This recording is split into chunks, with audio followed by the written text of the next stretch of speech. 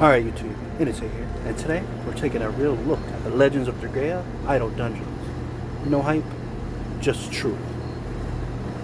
Idle games are everywhere right now, but Dragaea has been popping up all over the App Store, Steam, and pretty much any ad slot known to mankind.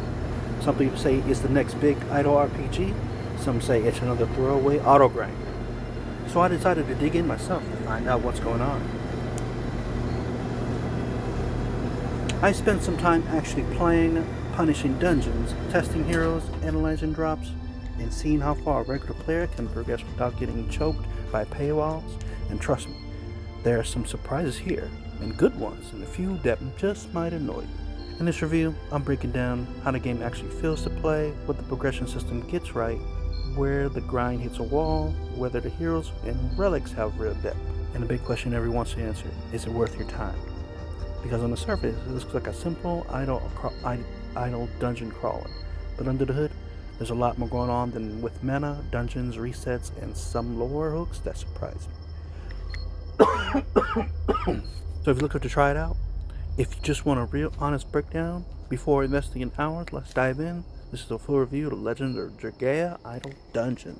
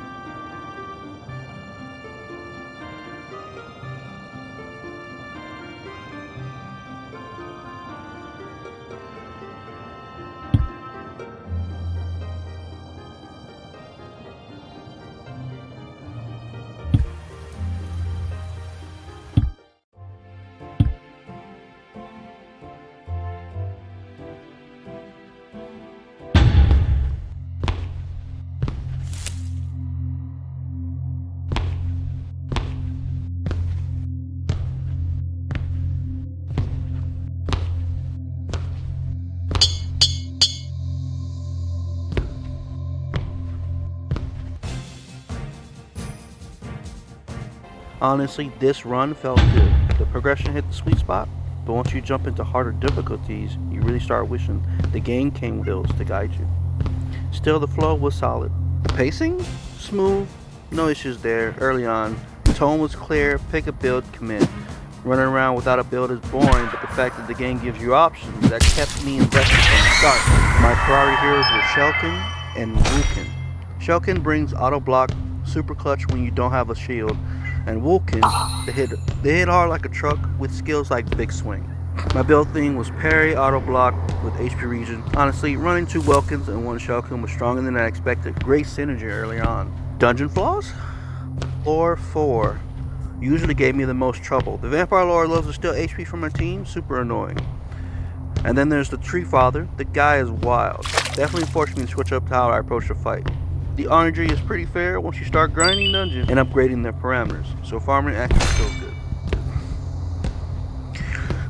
Idle versus active gameplay. Manual intervention, pretty much 0. There's no manual button yet, but which is strange, but expected from an early idle RPG. Active skills and gear timing would make a difference if we could do it. Hopefully future patches add manual mode. But as an idle game, the resource flow is satisfying, tons of loot, tons of builds to experiment with. This run didn't push my account progression, but I did notice something. Rewards don't feel worth it unless you upgrade loot drop perks. It's basically required if you want better gear. Any weapon can completely change your build direction if it rolls the right stats, so min-maxing is absolutely part of the grind. Environments and monsters were pretty interesting, even without deep story moments. Found bits of lore in places like class descriptions and quest boards. Feels like the game will expand later. Maybe more world building through gear or dungeons like Elden Ring. The visuals felt basic, not bad. It's missing something. I can't put my finger on it yet. One thing the game never explains clearly is weapon mastery. You can be whatever you want, but most players overlook that without a clear tutorial. It's still early.